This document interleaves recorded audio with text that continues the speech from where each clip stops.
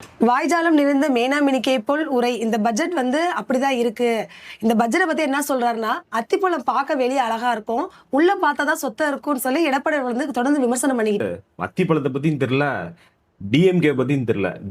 DMK பத்தி தெரிஞ்சிருந்தாலும் மக்கள்கிட்ட பொய்யான பிரச்சாரங்களை தொடர்ந்து முன் வச்சுட்டு இருக்கிறது தான் எடப்பாடி அண்ணன் அவர்கள். கடந்த 10 ஆண்டு அனைத்து இந்திய அண்ணா திராவிட முன்னேற்ற கழகம் தான் ஆட்சி அமைச்சிச்சு. அதுல என்னென்ன முக்கிய பிரச்சனைகள் இருக்குன்னு நான் சொல்லவா? இதற்கு முன்னால் இருந்த அனைத்து இந்திய அண்ணா திராவிட முன்னேற்ற கழகம் கிட்டத்தட்ட 10 ஆண்டு காலம் அவங்க தான் ஆட்சி அமைச்சாங்க. அதுல இருந்த முக்கிய பிரச்சனைகள்லாம் என்னென்னங்கிறத நான் சொல்றேன். இதெல்லாம் எடப்பாடி அண்ணன்கள் கூட இருந்து பார்த்தவர். அதுக்கெல்லாம் ஒரு அண்ணன் வெற்றறிக்கை கொடுப்பாருன்னு நம்ம ஒரு கேள்வி கேட்போம்.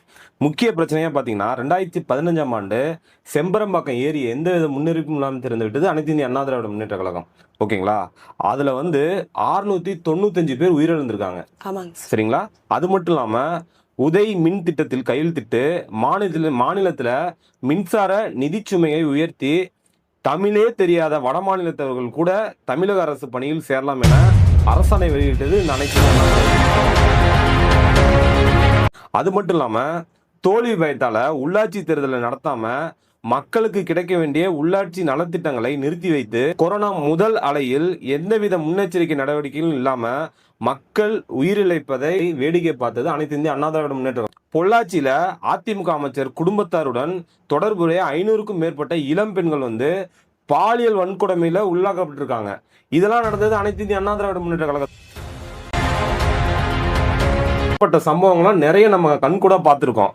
அரசு கடுமையான நடவடிக்கை எடுக்கவே இல்லை. அதாவது முந்தைய அனைத்து இந்திய அண்ணா திராவிட முன்னேற்ற கழக அரசு பெண் பத்திரிகையாளர்களை ஆபாசமாக பேசிய SV சேகரை கூட கைது செய்ய தயங்கிய ஆட்சி தான் அனைத்து இந்திய அண்ணா திராவிட முன்னேற்ற கழகம்.